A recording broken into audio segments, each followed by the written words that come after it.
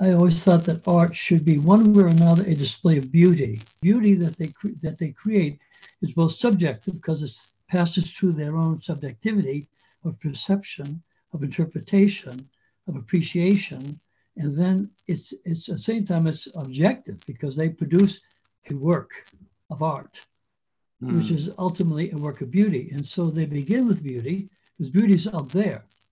It's in nature, it's in the human person, it's in tragedy, it's in suffering, it's in pain. The beauty is everywhere around us if we see it.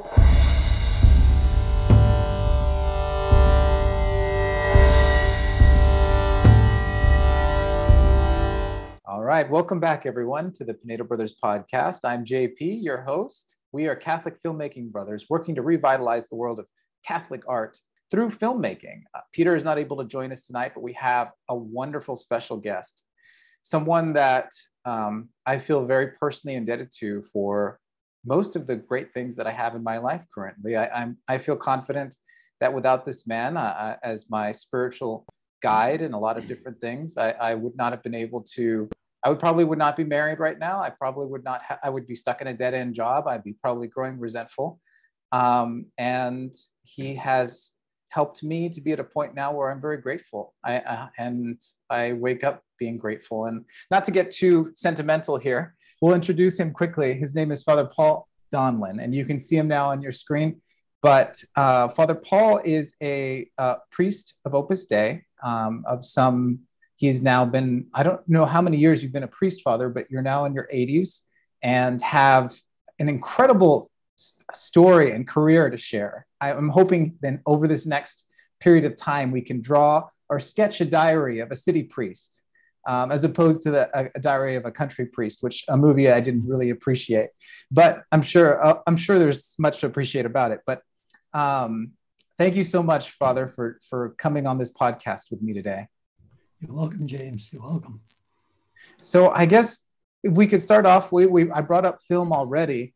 Can you tell me a little bit about where you are now before we jump into the past and you can walk us through your life? So right now you're living in Los Angeles and you minister quite a bit to many artists, young artists, middle-aged artists, older artists. What is your view of art and the role of the artist?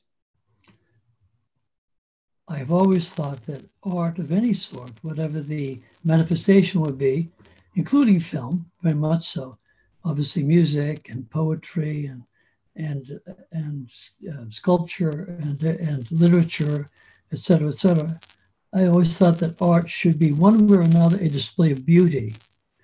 This, of course, is not accepted by the mainstream, I don't think, although many people are really attracted by that when I speak of it, particularly young people that I may come in contact with.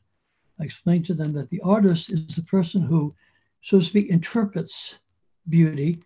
He has a skill, or she has a skill that allows them to portray a beauty in a unique way, a very creative way.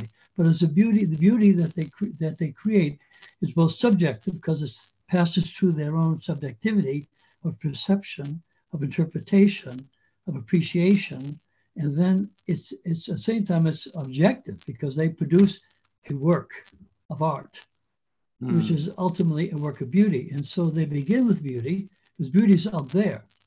It's in nature, it's in the human person, it's in tragedy, it's in suffering, it's in pain. The beauty is everywhere around us if we see it. But there are things which are not beauty. There are things which are ugliness. And I don't think they're properly the topic of beauty, of the interpretation. But beauty is of many different sorts. However, the person, it's mostly drinks it in, it interiorizes it, and then expresses it. So it requires two things on the part of the artist. First and foremost, skill. And that's why they have to go to school. That's why they need to be mentored. That's why they study under great teachers. They have to learn skill. They have to go through the routine of that, and they have to hone that skill by frequent exercise. Every day. A violin player, a pianist, they play hours and hours and hours, just like an athlete. At the same time, they have to have that sensitivity, that intuitive sensitivity to the beauty that then they can interiorize and then express. And it's a work of a lifetime. And usually the artist is never satisfied with the product that comes forth. They always want something better, even though other people may express, wow, that is beautiful. I've always liked to tell young people, beauty is a very hard thing to pin down, but notice how spontaneously we use the word, especially the adjective. Wow, that's beautiful.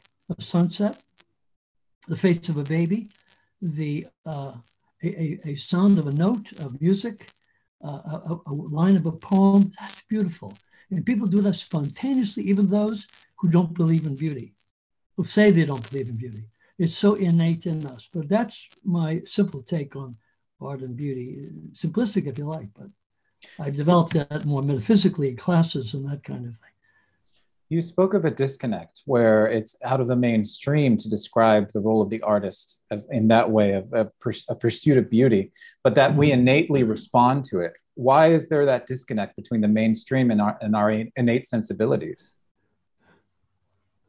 Well, I mean, this, of course, is a very big philosophical question, big historical question, which is the whole movement to subjectivity and relativism that has been in the air for centuries now, right? So the whole trend of modern thought, modern philosophy is pure subjectivity. There's no there. And that, of course, has reached extremes in our day, as we see, but it began with simply, I create truth. My truth is my truth, and I create goodness. My goodness is my goodness, and therefore, ultimately, my beauty is my beauty. So yes, you can have a person who puts a crucifix in a pail that is full of human feces and declare it art. It's not art at all. It's ugliness beyond belief. But see, why declare it so? Therefore, it is.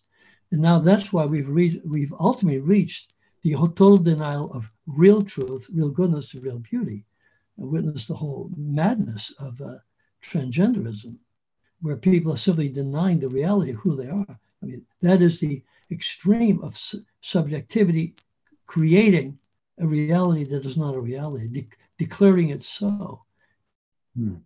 So it is severe, but this is one aspect of the whole crisis of modernity that's been underway for centuries now. Well, I know that you haven't seen firsthand the whole crisis that's been developing in modernity, but I would wonder if you could walk us through a little bit of what you've seen, because you've seen a lot more of the world than most of our, and definitely more than me and more than most of our listeners. Can you describe a little bit, what was life for you like growing up as a young child, and what were your siblings and parents like? Well, you were asking about my age. A few days ago, March 23rd, I turned 84. You're asking about my ordination. I was ordained August the 5th, 1962. So this August, I will be celebrating my 60th anniversary of ordination to the Catholic priesthood. I was ordained at 24, so that was 60 years ago. I grew up, in a way, I grew up in a very privileged home, a very privileged time, not what people would consider today being privileged. I grew up in a privileged time, in a privileged home, in a privileged place, which was the Depression. I was born in 1938, well into the Depression. And then my earliest memories are of World War II. I didn't have a concept of the war because I was so young. The war broke out when I was 3 years old. But it ended when I was 7. So in that period of time between 1941 and 1945, the American involvement with the war, of course, it began in Europe in 1939, and in Asia, in a way, it began before that. But I had this memory of soldiers, people in uniform everywhere, by the mega thousands, millions, ultimately. So my father, who was always a bit of a jack of all trades, a master of none, hardworking man to raise 7 children. When the war came along, he already was father of 5 children. I was the third of that 5. We ultimately third of 7. And he had 2 more later, 1944, 1946, when the last 2 were born. So by 1941, he was a father of 5 children. He also had a damaged heart. In all his goodness and patriotism, he went down to the Coast Guard recruiting office and tried to sign up. Of course, they refused. Couldn't pass the physical. Too old, father of 5 children, you can't. So he did the next best thing, which was very much according to his talents. My father had a great talent of communication. He was a jazz pianist, and he was he was a public speaker and a writer. So he fit very well for the role of USO director, United Service Organizations, which are clubs that sprang up everywhere in the country and overseas as well, to have a place of recreation and respite for people in uniform, whether they had been in combat or not, or whether they were in a combat situation, or they were in the home front. So he was from 1942 to 1947, because it took 2 years after the war to demobilize thousands of troops. He was in charge of USO clubs. Fall River, Massachusetts, we were from Boston. Fall River, Massachusetts, a small town on the outskirts of Hartford, Connecticut, called Windsor Locks, Connecticut, very close to an airfield, Bradley Airfield, which is the Army Air Base, Army Air Corps Base at that time, now Bradley International Airport. That's the airport now of Hartford, Connecticut. And thirdly, Newport, Rhode Island, Naval Base. So we saw a little bit of the Army Infantry, Army Air, and then the naval community. That kind of whet my appetite for this sense of the importance of military personnel and the importance of patriotism. Obviously, the country was mobilized totally, and on the home front, of course, we had all of this, restrictions. We had rationing of everything: rationing of meat, rationing of butter, rationing of eggs, rationing of rubber, and so forth. And that's when you tighten the belt, and people had victory gardens everywhere in the backyard, even schools. The schools I went to, we all had a victory garden to grow vegetables. It was a gesture of contributing to the cause, and nothing was wasted. Any steel that was around, any rubber that was there was recycled. That was the beginning of the real recycling, I think, in our country for the war effort. That's when women, as you know, in large numbers, went to work in the factories. And even children, we all pitched in whatever way we could. At the time we lived in Connecticut, I have a vivid memory, my two older brothers. So here I am, I'm 7 years old. My older brother's 9, and my oldest brother's 11. Okay, the two of them, the 9-year-old, 11-year-old, spent the 2 summers harvesting tobacco. The Connecticut Valley, which is a very fertile valley with the Connecticut River, grows tobacco leaf, which is used in cigars. It's not a fine tobacco. So they would work harvesting the tobacco, and they would work an 8 or 9, 10-hour day, laboring in the fields, hacking away with machetes, and they would come home exhausted, little kids. And that was part of because they couldn't find manned labor. There's no one else around to work because everyone was in military service, one with the other. We also lived in military housing in Connecticut. So it was very interesting living in military housing. And the first thing that shocked me, believe it, even then at my age, 7 years old, it was segregated. There was a whole part of these temporary buildings that were occupied by white people and by black people. And I remember one Halloween as a kid, I dressed up as a hobo, homeless body, and I put on different things to look like I was a homeless person, just a kid, went around knocking on doors for trick or treat. I went straight over to the black section of the housing project we were in, this military housing project, and completely feeling I want to be there. I don't know what it was that drove me there. I knocked on a door and I walked into a big party of men and women. They were all in the Army, and I was a big hit because I was a 7-year-old kid coming over, white kid, trick or treat. So they invited me in and sat me down, and they were laughing so much. I had a great time. I enjoyed it immensely. So, and this whole concept of racism, I mean, I just was not in my family. My father was had none of that whatsoever. It brought us up to treat everyone as individuals, love them, forgive them, whatever is needed, but have no sense of prejudice at all. It was a beautiful experience growing up that way. I had that. That was, to me, was just natural. So I carried that through the rest of my life to this day. Anyway, growing up at that time, the Depression and World War II, I right away had the vision in my mind that the family must pull together and everyone contributes. My father worked with the model of the Three Musketeers, one for all and all for one. And he had the sense of the common pot. Whatever money you make, it goes to the common pot. And the common pot was held by my mother. She was the accountant. She was a bookkeeper, actually, before she married and did accounts. My father trusted her like he didn't trust himself to handle the money. I watched him hand over his weekly salary to my mother, and she would give him his allowance. And we would, every penny we made would go to my mother, and she would then give us a little allowance according to our age for, free spending without any questions asked. And the rest of it went to groceries or whatever was needed for the household. So we grew up with the sense of hard work. My two older brothers, myself, and my two younger brothers, five boys, we always worked. And I have a vivid memory when I was 9 years old. We had moved back. It was 1947. I just turned 9. It was the end of the school year. I just finished my 4th year in school in Newport, Rhode Island. My father then finished with the USO, and we returned to Boston, which is my father's hometown, my mother's hometown, where I'd been born, where I'd gone to kindergarten, but now I was coming back to enter 5th grade in a public school.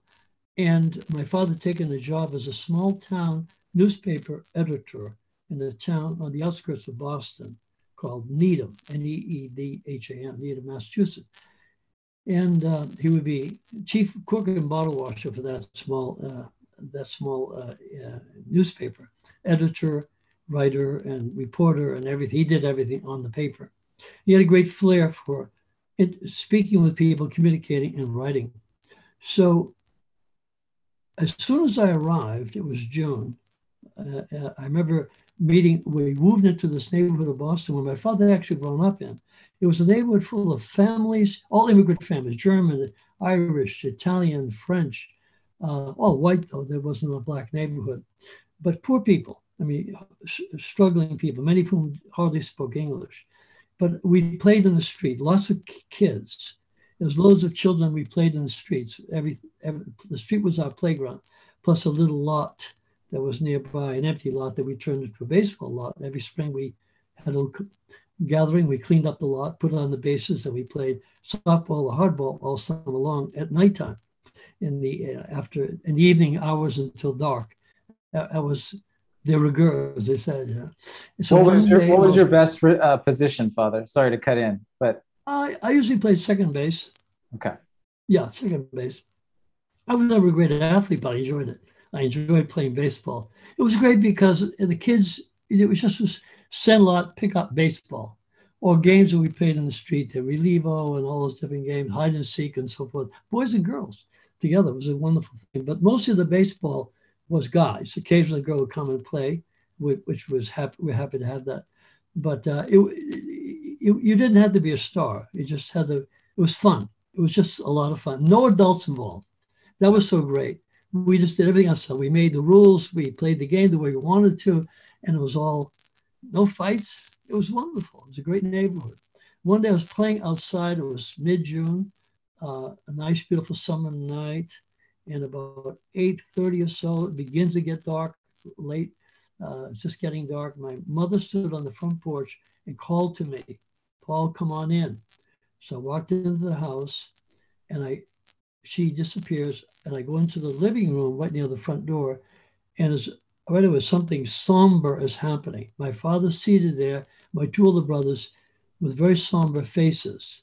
And my father says, sit down. He said, I want you here together with your two older brothers. You know, they had just bought this house. We have moved from Newport. We've been renting all throughout, or here in military housing for those 5 years, but now they had bought a house. And I have no idea the finances of it because I was too young to know that, the mortgaging and all that. But apparently they were over the head with debt, mortgage. So he said, you all are going to have to go to work.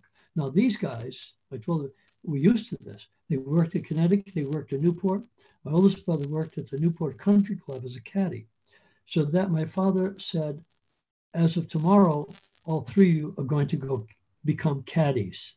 You're 9, correct? At this time, 9 years old. What was that? You're 9 years old. I'm 9 years old. Yeah, 9. And the other one's 11. The other one's the other one's 13. 2 years between all three of us. 3 oldest boys. We were called the boys. My mother, the boys. You boys. I was the 3 oldest ones. We were like little men. So my father wisely decided to send my oldest brother to one place where an uncle of ours, through marriage, he had married my father's sister, who had died in the famous Coconut Grove fire. It's a whole episode itself. It was a nightclub that burned down in Boston, and everybody died inside the nightclub. They all got trapped in there. Anyway, it's a tragedy. So my father's sister, Julia, was married to a guy named John Ford, who was the golf pro at a country club in Canton, Massachusetts, called Blue Hill Country Club. And then his brother was a pro in Needham, the very time my father was editor of the paper now. It's all happening very fast at this time. So he decided to separate the oldest brother, Walter, from the 2 younger ones, Vincent and myself, Paul, because the personality of Walter was a little bit too domineering, you know. So he was wise to do that. The next day, he took us. We didn't even have a car. My father went back and forth by streetcar and bus to get to Needham, to downtown Needham, his office, and he took us to the golf course, which was on the outskirts of the town, before we go to the downtown proper, and dropped us off. And there I was, 9 years old, and beginning to learn the profession of caddying. I worked at that private golf club, Needham Golf Club, for 10 years. I worked until I was 19 years old. And I worked until 19. At 19, I ended up going to Rome to study philosophy and theology. Otherwise, I would have worked there longer. I began as a caddy. I became caddy master. First, I became caddy, then I became senior caddy of all the caddies, then became caddy master, and then waiter in the clubhouse.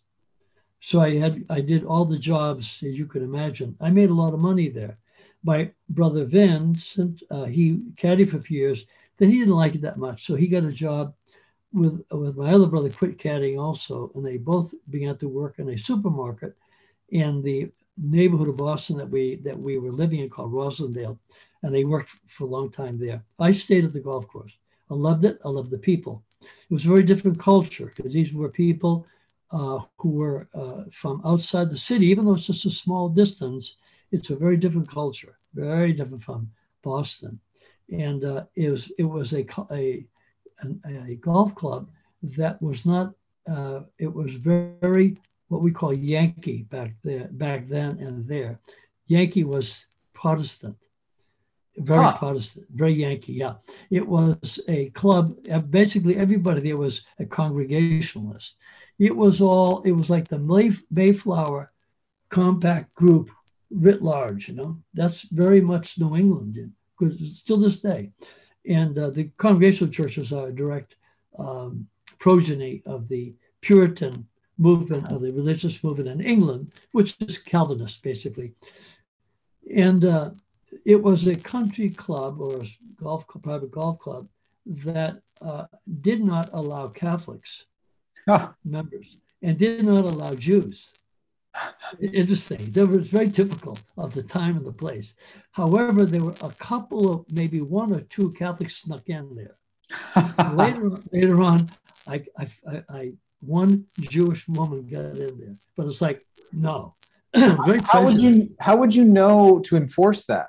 Like, how would you know, oh, that guy's a Catholic, he can't come in? Well, because it's a private club. It's a private club, and so they decide who's going to be a member or not. So it's outside, it's beyond the law, and no one of the law would ever object to it at that time, unless someone brought a lawsuit against them. No one would even dare at that time. a very interesting world. And so, in fact, all the caddies that we encountered were Protestant. Huh. There was a single Catholic kid among the caddies. They were all from the local town, Needham, and the nearby town called Dedham. So then my brother and I were the two presumably Irish Catholic. We were Irish Italian, half and half, but we had the Irish name. We were the Irish Catholic kids. And then what happened was we began bringing more people. My cousin, his brother, also two Donlans, and then another friend, and he came, and then another, and he brought two friends and three friends. All of a sudden, we began taking over the caddy shack. We began being the prominent caddies. The big difference was we wanted to make money. We wanted money because we were working for our families. And the kids in the town, I noticed they all came on bicycles. We came hitchhiking. We would take the streetcar to the end of the city limit. And then wouldn't even take the bus because we wanted to save money. We would hitchhike. I was hitchhiking back and forth to the golf course at the age of 9 with my brother, and then alone after that. So it was, that was kind of common, although a little bit unusual, but still common. But we saved money. We didn't spend any money. We brought a lunch with us. All we ever bought was a bottle of Coca-Cola, something like that, to wash it down with. We didn't spend any money. We spent 10 cents a day for a large bottle of Pepsi or Coke. And that was 5 or 10 cents. And then the nickel fare for the streetcar. And everything we made, we bring it home, and we caddied every single day, except Monday when the golf course was closed and they watered the greens and the fairways, and they allowed the caddies to play golf. It's called Caddies Day. That was a tradition everywhere in the country. Some of the great pros came from that kind of a background. So I learned to play golf when I was 9 years old. I began with hand-me-down wooden shafted clubs. Can you imagine? That's how bad it was. But anyway, I was a little runt of a kid. I was very small, and caddying was very difficult. I get these big bags to carry, and I couldn't keep up with the golfers. I put the strap as high as the highest notch, grab it around me, and I would run with it and grabbing onto the irons so they wouldn't rattle to keep up with the golfers. But I learned the hard way. I had some interesting experiences that weren't all pleasant, let me tell you. Initiation by the older kids. All the kids were up to 16. Most of the kids were between 12 and 16. I was 9. And my brother at 11 was not big enough to protect me. So I became a good target for initiations of one sort or another. None of which I ever shared with my mother or my father. Just kept to myself. It was bullying, but it's initiation, part of the rite of passage of life, So I put up with it, no problem. But we made good money, and we brought it home and deposited it in the family pot. My mother took care of it. And one day she said, "Thank God for you boys. You're paying for all the groceries." Mm. So then, of course, we picked up that spirit that summer when my brothers had it already from Newport and from Connecticut before we moved back to Boston. But then we started doing things on our own.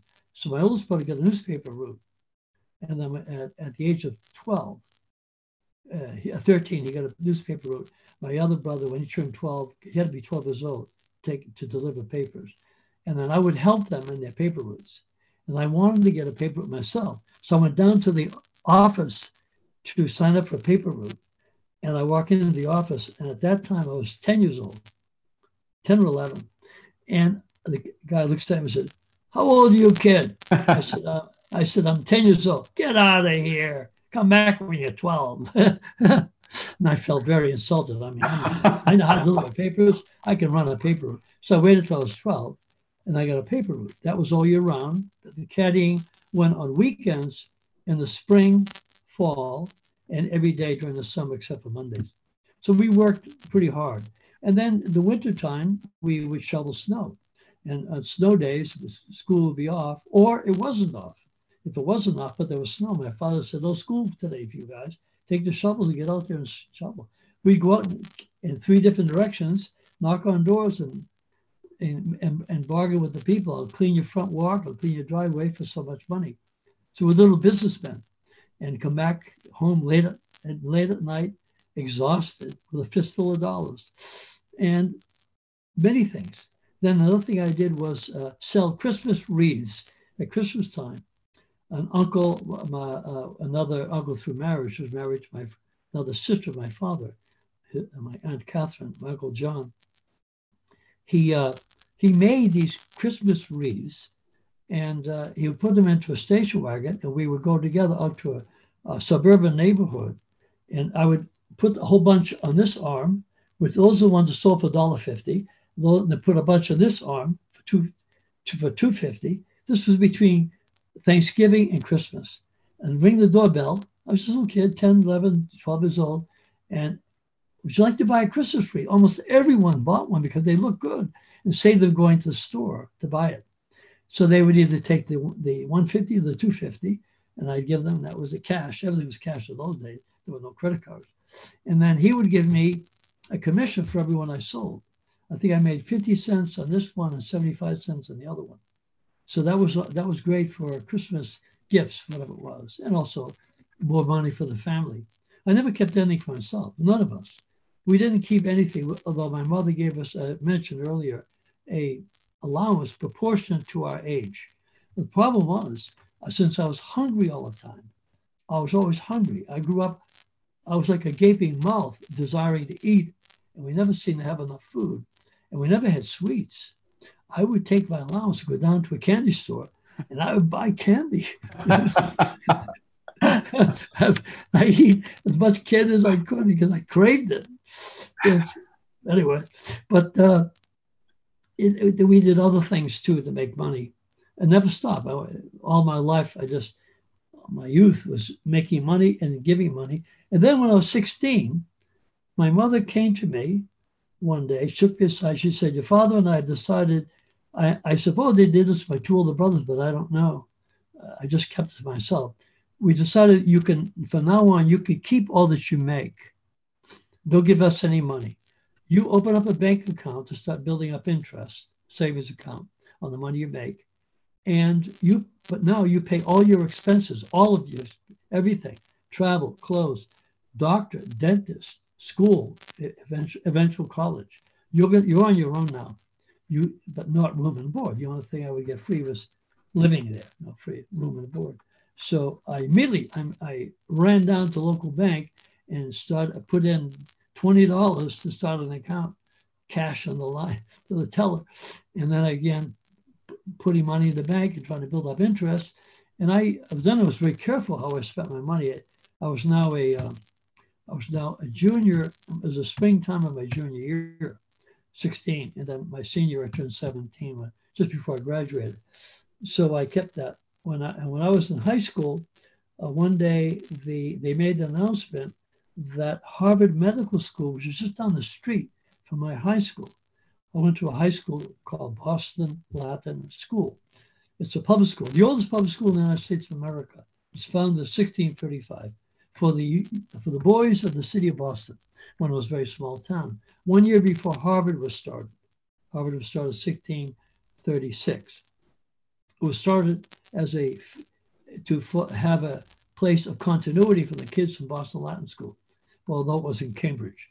And my school was in Boston. But it just happened to be close to Harvard Medical School and all the hospitals in that area, Peterborough Brigham and all these other hospitals. And so I immediately said, oh, they're offering a job, I'll take it. So I went over to Harvard Medical School, checked in, and I became an employee of the Harvard Medical School. I worked in a physiology lab, washing test tubes and beakers and all the stuff that they were using for research. They were doing heart research in the physiology lab. I did that all the rest of my junior year. That summer, when I was my day off from work at the golf course, on the Monday, I would go to Harvard Medical School, and I would clean the piled up stuff, work about a 10-hour day, clean it all up, and go home late. So that was just to keep that going. And then once the school year started, my senior year, I went there 3 days a week, Monday, Wednesday, Friday, 3 hours after school. So that was another thing I did. And, it was always make a buck. That was the way we grew up, and it was all with a sense of pitching in. There were no luxuries in my house, and we all shared everything. In my house that we had purchased in Boston, there were 3 bedrooms, 1 bathroom for 9 people, 7 kids and my parents. Bedroom for my mother and father, bedroom for my 2 sisters, small bedroom, and a large bedroom for the 5 boys. So we had a bunk bed, a twin bed, and a small Navy cot. And that was how we lived. And that cramped space. But that's very typical of many families. How many square feet, if you were going to guess? Oh gosh, I have no idea what the square feet. I mean, they were simple houses, but they did have 3 floors though. Well, actually 4 floors if you think of it.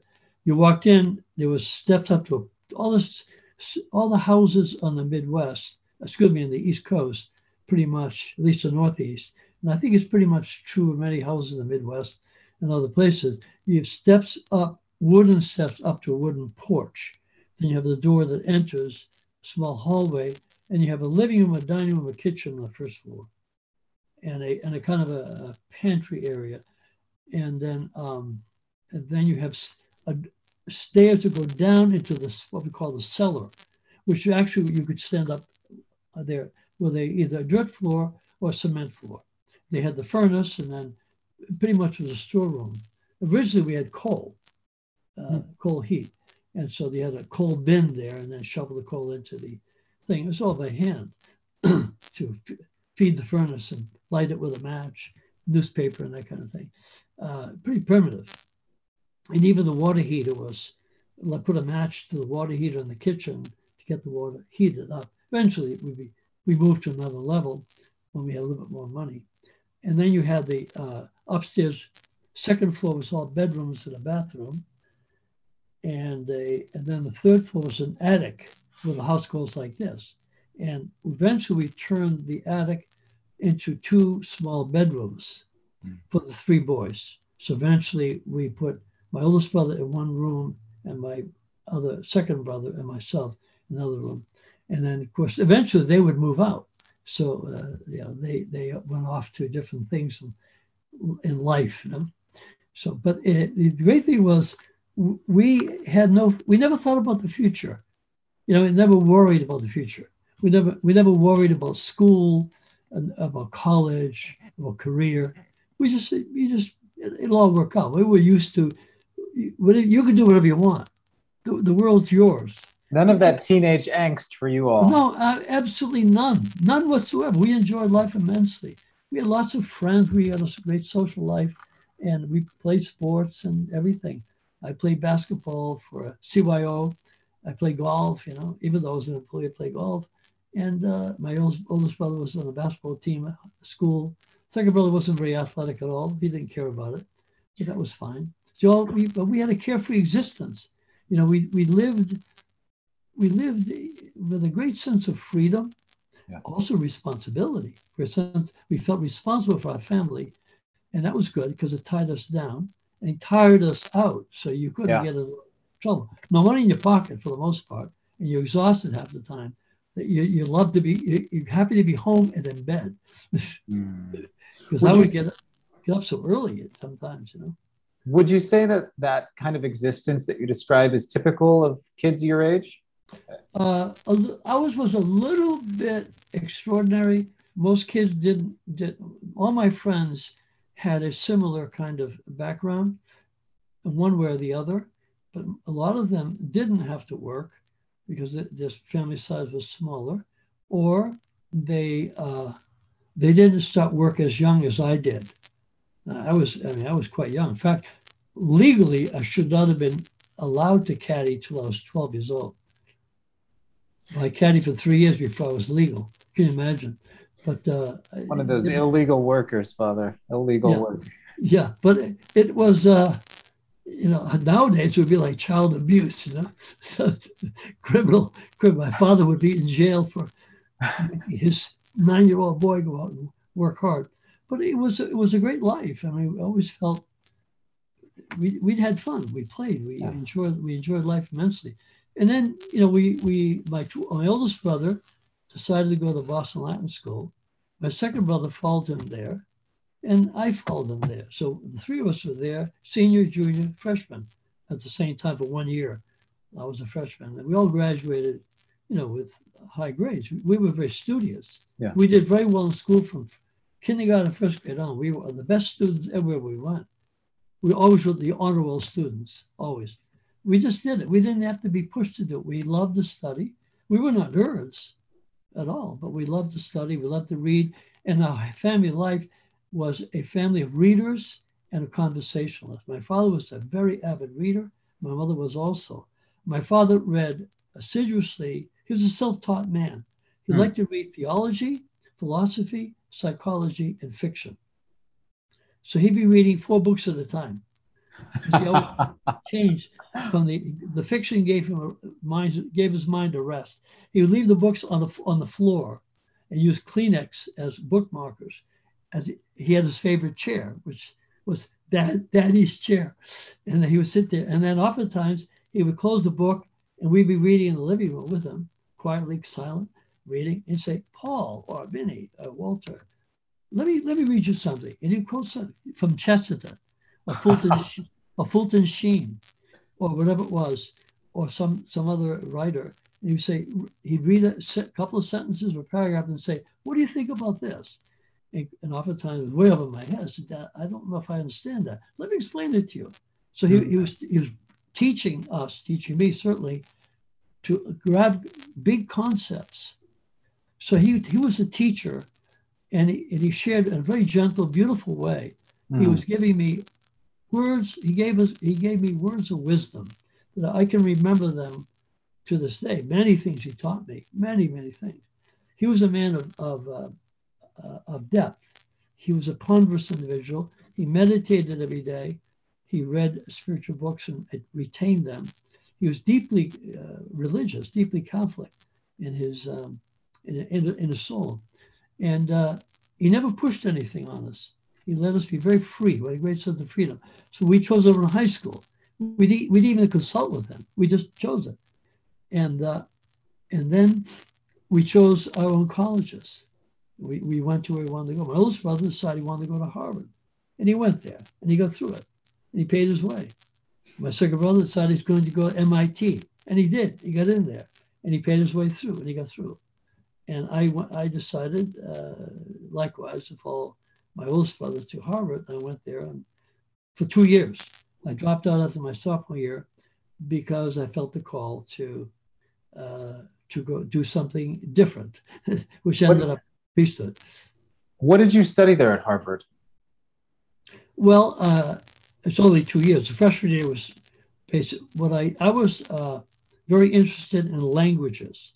And my high school was very oriented towards classical education, humanities, ancient history, American history, English literature, the history of English literature, American literature. And then we had to study French for 3 years. We had to study Latin every year. So I had studied Latin in junior high school, 7th and 8th grade. I chose that as an elective. So I studied Latin in 7th and 8th grade, then a compulsory in my high school, 9th, 10th, 11th, and 12th grade. So I had 6 years of Latin under my belt by the time I graduated, 3 years of French. Then your sophomore year, at that time, we had to choose either German or Greek.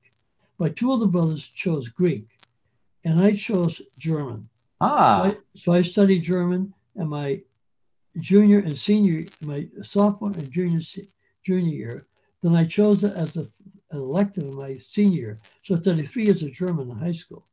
So I went to Harvard. I got quite interested in taking an advanced course in German literature and the language, in the original language, lectures and all. So my freshman year, aside from all the basic courses you had to pass for your general education requirements, I studied advanced German. By the end of my freshman year, I realized this is a waste of time. This is not a useful language anymore. It used to be, at the turn of the century, on the 1800s, 1700s, it was the international language of science. And French was the international language of diplomacy and culture, but they were fading. Now I realize we're in the Cold War. The 2 languages of the moment are Russian and Mandarin. So I realized, wake up, boy, you're wasting your time. You study French, okay, but you're never going to use it. And I never have. In German, you're never going to use it, never have, except, now and then I meet someone and say a few sentences in French or German, I can still read French very well, and I can read German with a little bit of help of a dictionary, depending on the context. And so then I need to study either Russian or Chinese. So I said, well, I think Chinese would be too difficult for me, Mandarin, so because I'm European-based, Latin-based, European-based. So I'll go for the Slavic languages. So I took Russian in my sophomore year at Harvard as my major, Russian language, Russian literature. And it was a beautiful course in Russian literature, a big survey of all Russian literature. Some of the reading was in Russian, some was in English. And then I had a very intense course of Russian, very intense. It was 3 hours of grammar a week with one professor, 6 hours a week of conversation in very small groups, 3 or 4 people, students, with a Russian-speaking woman who basically didn't speak English. So we had to start off conversational Russian. And we did that. One semester of that was, quote, a year of Russian. So I did 2 semesters of 2 years of Russian by the end of my sophomore year. But then I just aborted all of my studies at Harvard. I originally had the idea, with this knowledge of European languages, I could get a job with the State Department, a job with the United Nations, interpreter or something governmental or something like that. So I didn't even think, whatever it is, I just could enjoy school, enjoy study, enjoy friends, enjoy sports, and so forth. I went out for the Harvard crew. I was an oarsman. I rowed for my freshman year, my sophomore year, freshman crew and junior varsity. That was grueling, very demanding, but I enjoyed it immensely. And I made good friends there as well. So I enjoyed my life at Harvard. I enjoyed my life in high school, but I was very studious. I had a very active social life, and I worked. I worked on campus. I worked delivering campus mail. I worked doing washing dishes in the freshman dining hall. I cleaned dormitories. I did medical experiments, took part of medical experiments, a guinea pig. I babysat for professors' kids. I cleaned garages and basements of professors. They would advertise on campus. I needed someone to do this, someone to do that. And there was like an odd job department. You walk in anytime and you see a thing and put your name on it, then you take it from there. So I was always looking for an extra buck because I needed money because I paid my own. My parents were not involved at all. We chose our schools. We paid our bills. They didn't even see the bills. They didn't even see them. Two questions. So the first one, today, the connotation, oh, he's a Harvard man, it brings up the idea of privilege, of being very, very affluent. And at least today, it has that connotation. It's always had that. It had that in that time as well. Yes, Harvard, Yale, Princeton especially. Yale and Princeton even more than Harvard. Harvard had a very democratic approach post-World War II. With radical difference between Harvard up to 1940 and after that, after 45. They took in a lot of veterans. They made it easier for them to come in. They opened their doors to larger ethnicities. Interesting. They dropped all these fancy things that they had before the war. Harvard made a radical change of policy to open the doors to people who were really, really able to study and get it and profit from it. And they facilitated loans, jobs on campus, and scholarships.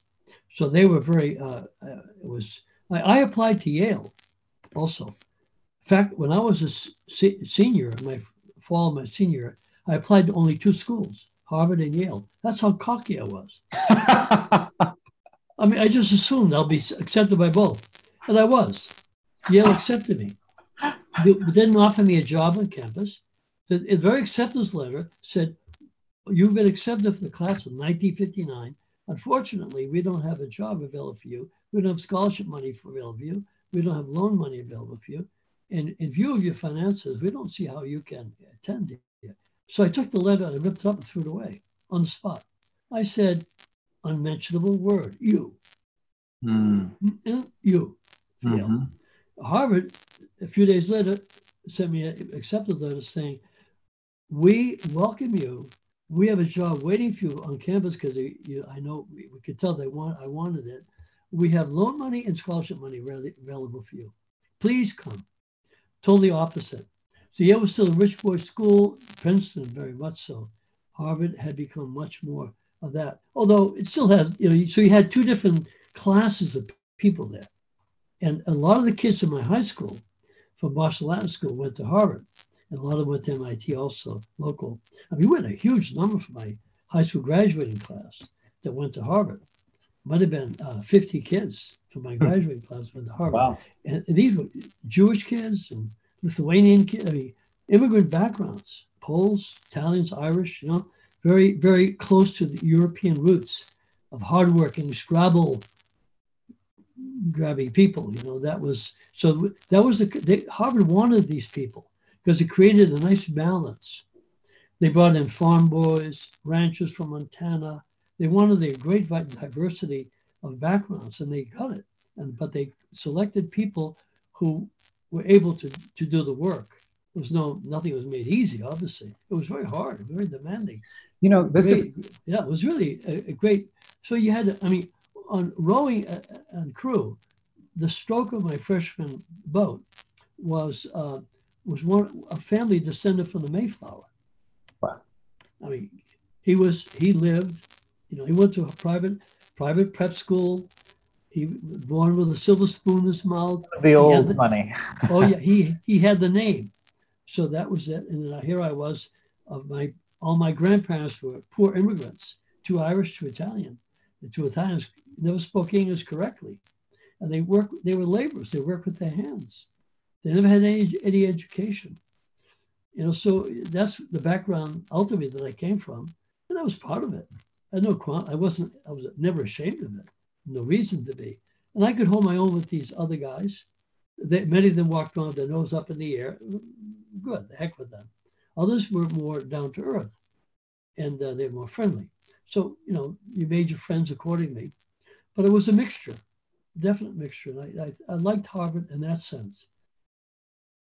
You spoke of how in your experience, there was that carefree sort of, there's none of the angst nowadays that you have in high school and nowadays that you have in college. So wasn't just you, that was pretty much the entire campus. Oh, absolutely. Absolutely. I never met a kid who stayed up late at night with a knot in his stomach, worrying about whether he'd get into this college or that college. Never. There was a sense of confidence in the air and freedom also. There was, I don't know what it was. I think it must have been the whole country. They felt this optimism that you can do anything. You can start a business. You can get a PhD. My classmates from my high school, they all excelled. Yeah, they became surgeons and big lawyers and entrepreneurs and mega millionaires. Big people who came from nothing. And most of the Jewish kids that I knew that were in my school, there's a large number of Jewish kids.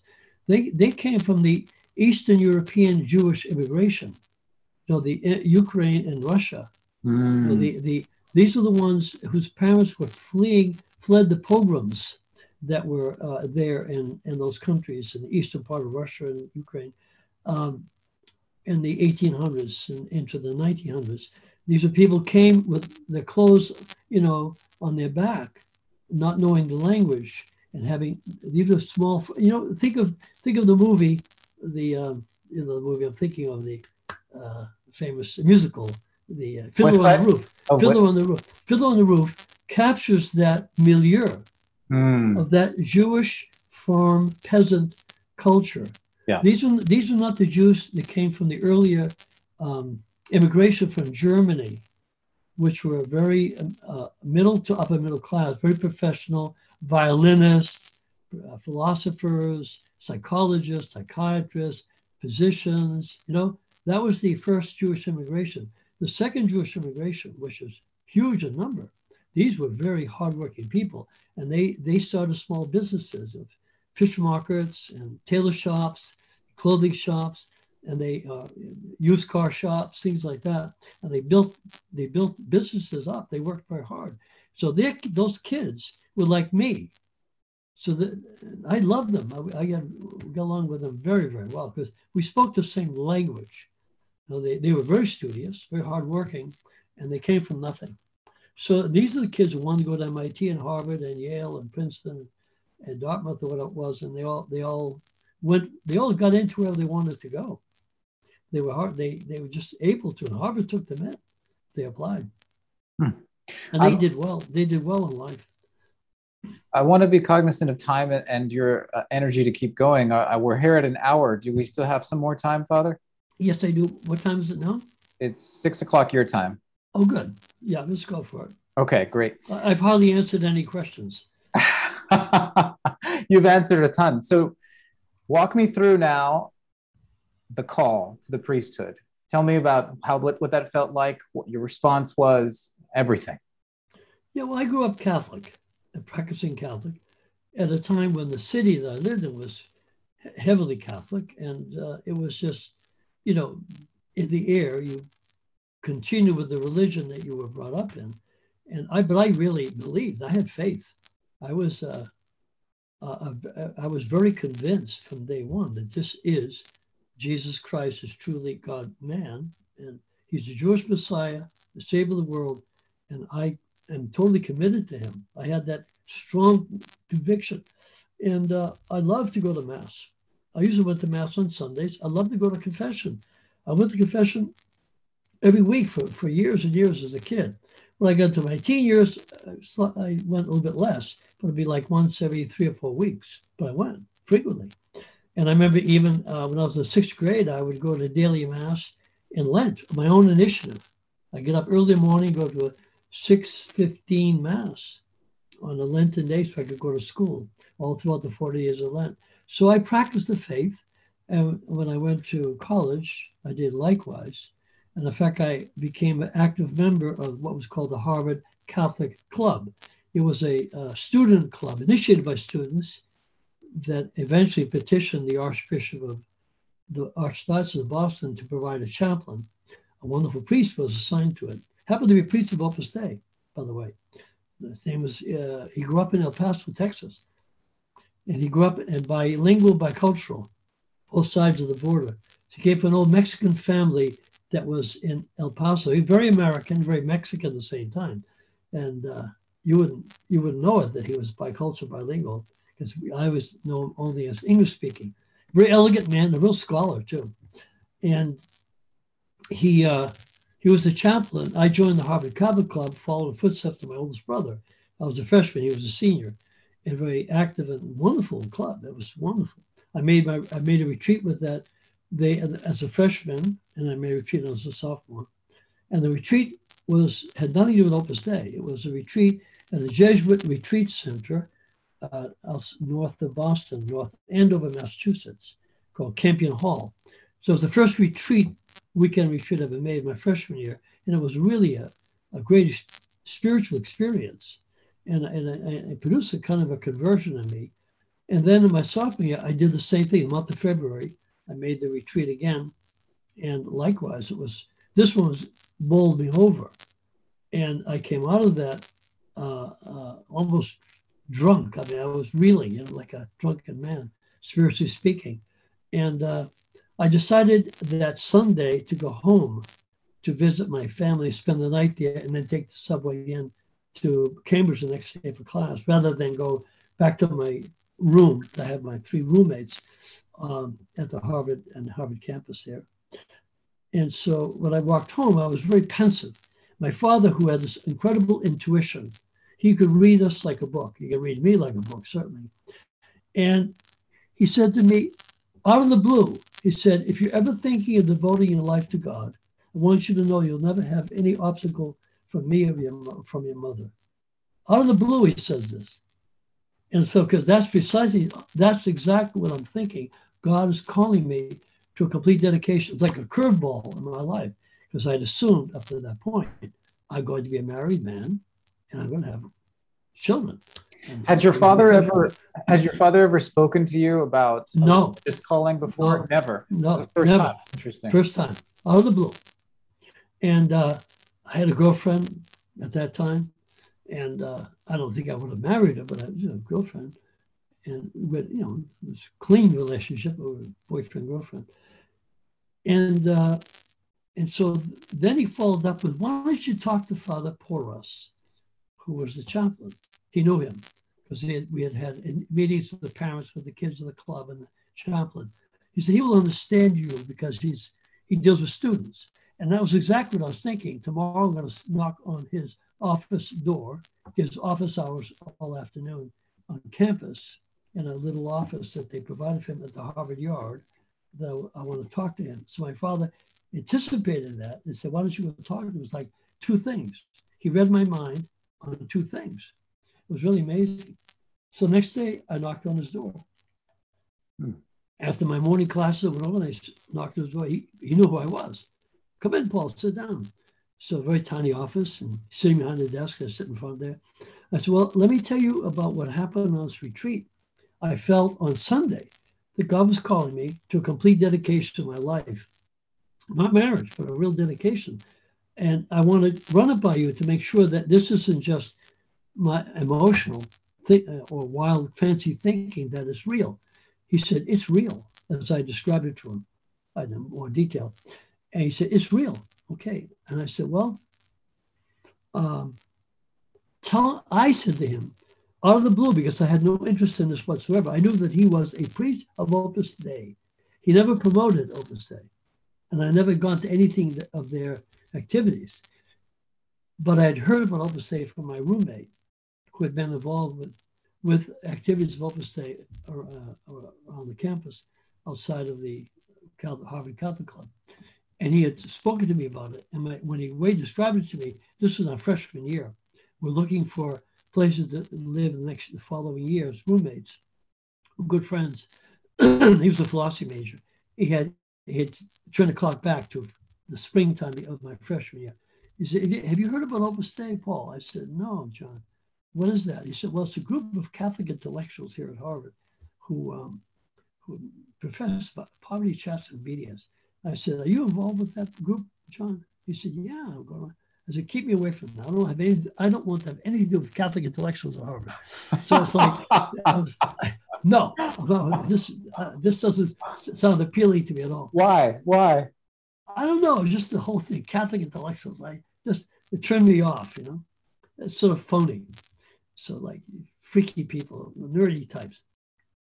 So then after finishing the conversation with Father Porras, I said, "Tell me about Opus Dei." And it's like, where did that come from? I did not intend that. I did not intend it at all. I mean, literally came out of me. "Tell me about Opus Dei." And he goes, "Well, have you seen our little study apartment that we have across from the Harvard Yard, the Hotel Ambassador?"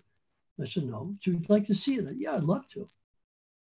So then he picks up the phone, calls over there, and the phone is answered by a young man who happens to be a junior named George Rossman. He just died recently, last fall or winter in Australia, Sydney, Australia. He was ordained a priest eventually of Opus Dei. Wonderful man. I knew him well. Later on we spent many years together in different places. He was a physics major at Harvard. So he called him and said, "I'm sending over a kid named Paul Donlan. If you could meet him outside the hotel." They had rented a room, a suite in the hotel. There was a hotel you could rent permanently, or live in a transient way. They had rented a suite of rooms, which is like 2 bedrooms, a kitchen, bathroom, and a hallway, that they used for meetings, studying, and little prayer meetings. No chapel, nothing. No one lived there. Just was that used for the small activity center.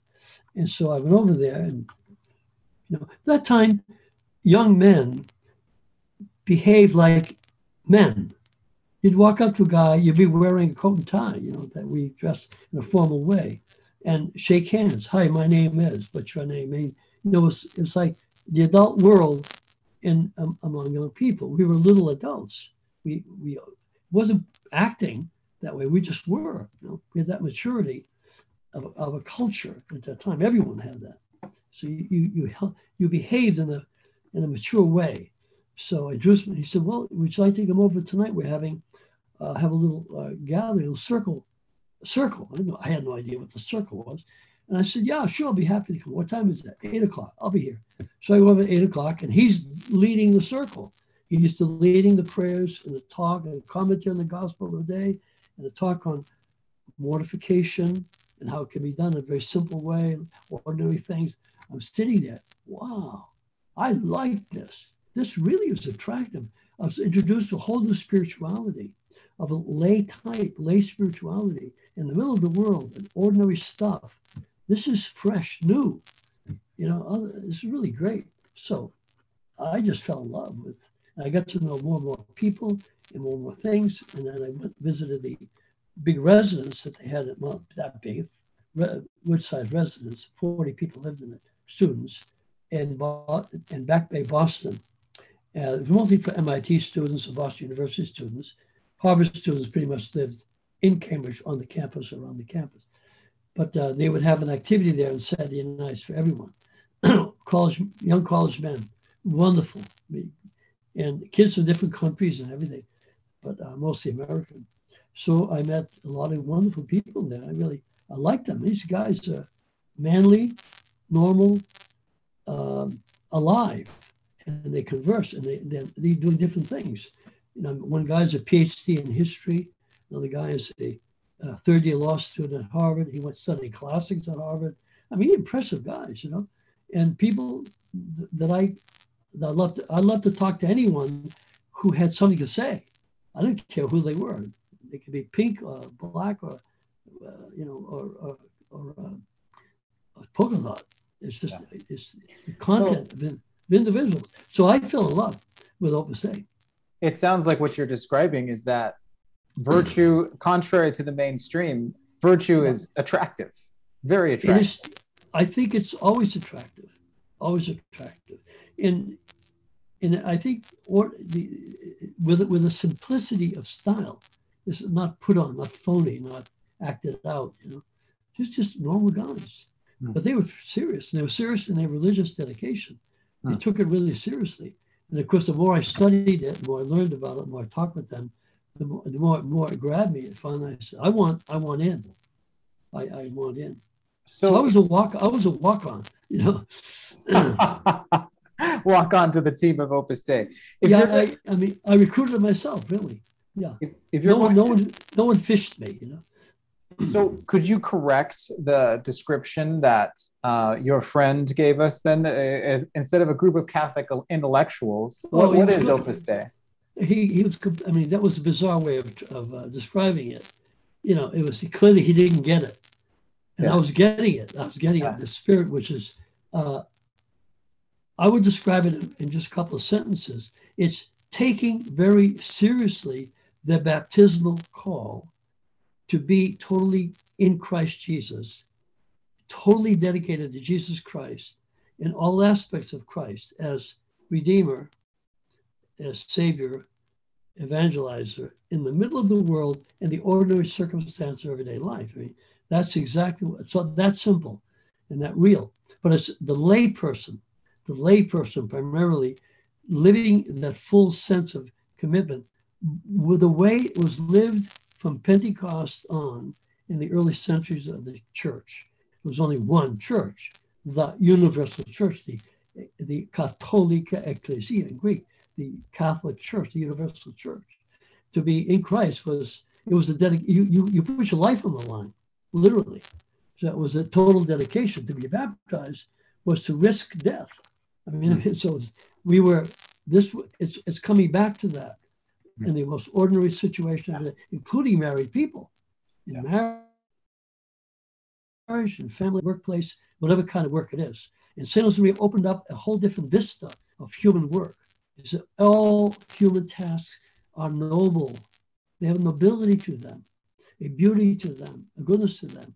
And in any walk of life, and anything you do, from being a salesman or a taxi driver or a police officer or soldier, or a professor or a surgeon, there you can find Jesus Christ because you're serving people. Everything is a service to people. Do it with love. Bring it to the Mass. The Mass, then I saw something a whole new way. The Mass is the means. We bring our bread and the wine to the Mass, which is the work of human hands. See, it's the gift of nature, the fruit of the earth, the work of human hands, which will become the bread of life, which will become our spiritual drink, the wine. So that conversion of the ordinary task offered up in the Mass by intention, right there on the altar, you're placing yourself in everything you do, whatever you are, day in and day out if you want to. And that's what I wanted. I started going to daily Mass immediately. I would not go to daily Mass. I'd go Sunday Mass. In fact, Father Porras asked me on the spot, do you go to daily Mass? And I said, no, I only go on Sunday Mass. Why don't you start going to daily Mass? I said, oh, good, I will. Next day I started going. I never missed. He said, do you read the New Testament every day? I said, no, I don't. Do you have a copy? Yes, I have a little New Testament. Read it every day for a few minutes. Great. No one ever suggested that to me. I began next day, I read it, and I loved it. I read Matthew, then Mark, then Luke, then John, Acts of the Apostles. I started reading the whole New Testament, never stopped doing it. Today I read it for 3 minutes. I do that every day. So, I mean, it's like, wow. Because, of course, you want to read the New Testament so you get the story of Jesus. Who is he? Who was he? Who is he? What does he tell you? What does he exemplify? What does he model? What does he say? So everything's built around Christ. So it's the Catholic faith, but brilliant, radiated, and radiating, lived seriously, really seriously, in a hidden way. I mean, because it's you. You don't have to walk around with a big cross on your forehead or wearing a big crucifix. I'm Catholic, kiss me kind of thing. Well, so correct me if I'm wrong, but I don't believe that anyone who wishes to join Opus Dei can also at the same time wish to be a priest, but yet you wish to join Opus Dei and also be a priest. Is that correct? Well, actually, originally, no. I had no intention of being a priest, and no one spoke to me about that. But I was offered the opportunity to take a break, to visit Rome, and to spend a year close to St. Josemaria, the founder. So you had already joined the work at this time. You had already joined Opus Dei. Yeah, right, exactly. I joined it very quickly. So then I was given this, would you like to go to Rome and spend some time with the founder? And I had the choice of no or yes. It would have been fine. I could do it later or never do it, but because I had my studies and everything work. I had not intended to become a priest, but I said, yes, again, yes, I want to do that. So I took a leave of absence from Harvard after my sophomore year. I never got back. Leave of absence became permanent. So I went to Rome, and then I spent 5 years in Rome. I began studying philosophy in our house of studies there called the Roman College of the Holy Cross. And then I started doing theology. And then I enrolled in the Pontifical Lateran University, St. John Lateran University, was run by the Diocese of Rome, and to get a doctorate in theology, first a master's degree, then a doctorate in theology. I did it all in 5 years by studying 12 months a year, taking classes and studying 12 months a year. But in the process of that, St. Josemaria we had a lot of family gatherings with him. And he said, Opus Dei is primarily lay. It's always going to be laity, primarily. And the priests will be a very small percentage. I don't want Opus Dei to become clerical, but I need priests. Somebody has got to be the confessors of the men and women of Opus Dei, married and single, young and old, who teach the theology and philosophy courses that they take in their vacation time, whatever it is, priest retreats, days of recollection, and also all the friends that they have that want spiritual direction with a priest. And because early on he had found that trying to bring in priest friends of his, wonderful men, back in the 1930s, he did this, the Diocesan priests, as good as they were, they didn't have the same spirit. So he realized, he concluded, I've got to have priests come from the ranks of the laymen who get it. And so in 1944, 25th of June, the first 3 men of Opus Dei were ordained in Spain, Madrid. And ever since then, there were ordinations and numbers increasing as time went on. So then he just said, you can be a priest in Opus Dei or layman in Opus Dei, it's the same. There's nothing great, no more privilege being a priest. We're all one class. We don't have a class separation. So it's a total dedication of the layman. But if any of you feel called, I ask you to pray about it. If you feel the call to priesthood, let me know. So I brought it to my prayer for the first time. It never occurred to me until he said it. So I brought it right before the tabernacle, and I spoke to Jesus. I said, Lord, I don't really want to be a priest. It's not something I wanted to do. I found my call in life, and I hope to go back to the States and resume my professional life now with a complete theological, philosophical formation. I think I could be of great use. But tell me if I could be a priest and if I could be of use to you and to the work, Opus Dei, in this way. And I sat there and waiting for an answer. And the answer didn't come like a voice or anything like that. But I said, okay, let's do it this way. Is there any reason why I shouldn't be a priest? And I tried to look for reasons. I did it negatively. I played devil's advocate. Reasons why I should not be ordained a priest. And I said, well, I cannot preach. I'm not a good public speaker. That was all I could come up with. So I said, I think maybe I can learn. So then I know what I'll do. I'll hit the ball in his court. I'll go to San Jose and say, look, if you want me, call me. If you need me, tell me. So I stopped him one day in the corridor. I said, Father, I've been thinking about this. And if you need me as a priest, I'm willing to be ordained. Give me a hug. He said, that makes me very happy, my son. That was it. Then he called me a couple of years later and said, through somebody else, are you still willing to be ordained? I said, yes, you'll be ordained this summer. Oh my goodness. Yeah. Wow. So that it was. In a way, I was in preparation for all the years ahead before that. So just to clarify though, so your initial call while you're at the Jesuit Center there in your sophomore year of Harvard, you would call that was just a call to the religious life, which you interpreted then as joining Opus Dei. It was a call to religious life in the generic sense, not specifically to consecrated life. I didn't see the Dominican or Jesuit or Benedictine or Franciscan. I just said, God's calling me to give my life over to him in a celibate way. I understood that. And then I stumbled onto Opus Dei in a way. My own volunteer question.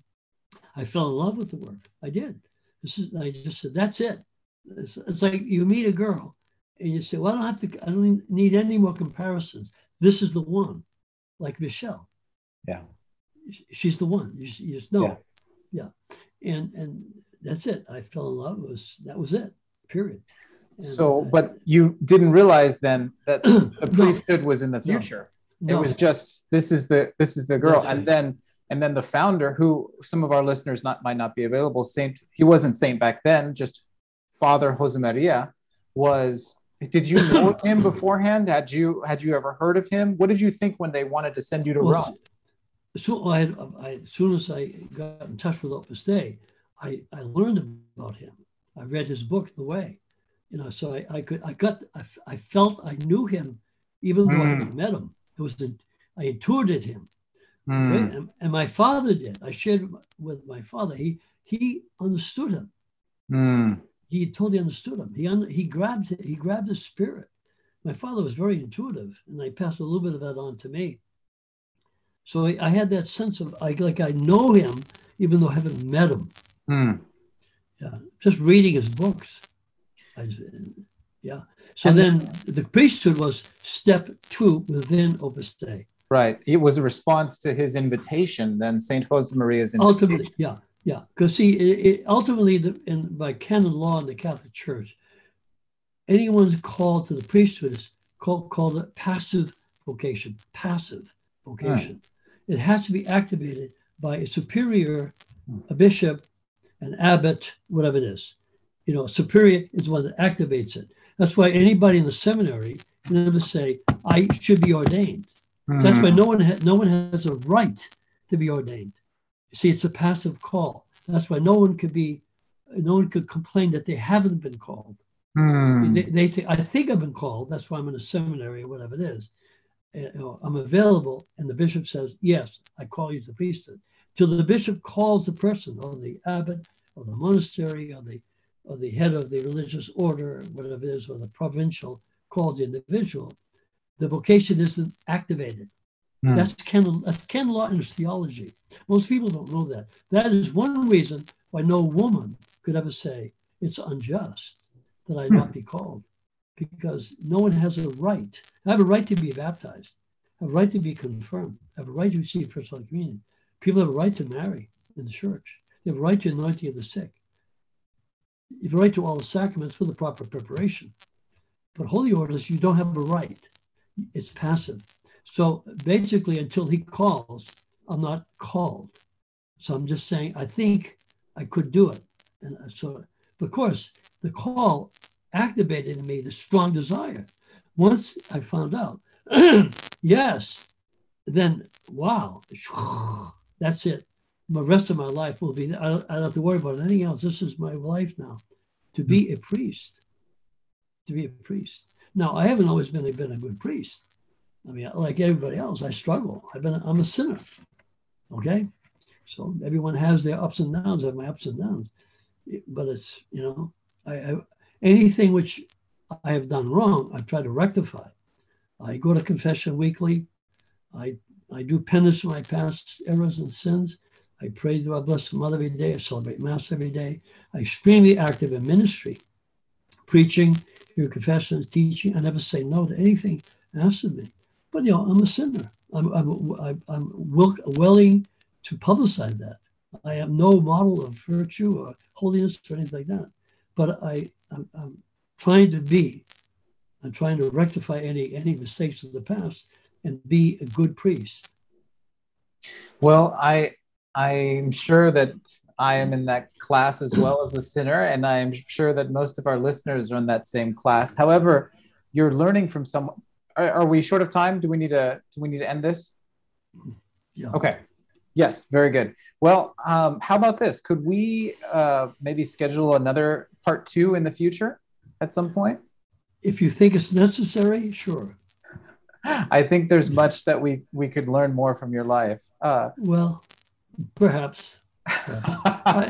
My career as a priest has been quite adventurous, I must say. Yeah, and I think there's much adventure to hear. Before we go, one last question. Most of our audience is young and the same age that you're describing right now, of that age. And so, what would you say as a parting words to young men, actually, because it's mostly young men of that age that you're describing, growing up and trying to start their life at this time? They're finishing high school, finishing college, or they're struggling with their careers. What's one thing that you can say to us in parting? Become a man of prayer. Really. What we need is young men to really pray. And St. Joseph is a great leader for young men of all ages, but especially for young people. St. Joseph is a teacher of prayer life. And because he's so close to Jesus and so close to Mary, and that's the key. Jesus and Mary, and Joseph is the key to get inside Mary and get inside Jesus. And he's the chaste spouse. He's a married man, but with a celibate call. And it's a unique vocation, right? And he's a working man. He works with his hands. And he taught what he learned to Jesus. He imprinted on the humanity of our Lord his own trade, carpenter of Nazareth. So there's a lot there in St. Joseph that can help a young person grow in their faith and their hope and their love of God. And ultimately, Joseph can help people find their spouse. Joseph, I think, is a great matchmaker. I always recommend to young men who are serious about marriage as a vocation, as a real mission, you pray your way into it. A good marriage is a match made in heaven. And Joseph is the matchmaker, in my opinion, my experience, really. So I prepare a lot of young people for marriage, a lot of young people, a lot of young couples. And I do weddings, and I do baptisms of their children and so forth all the time. So yeah, it's beautiful accompanying them. That's why the priesthood is so great, because the priesthood is totally intertwined with holy matrimony and family. See, even though we get surrender, well, any lay person who's made a dedication, they've got the same thing. We surrender the right to marry for a greater expansion of service, of loving service to so many people. And it always focuses on married couples raising children and assisting them. And it's a cycle. Okay? Very good. Thank you. So I have to go. Okay. Thank you, Father. I hope we can talk again soon. Thank you, James. All right. God bless. God bless you. Bye-bye.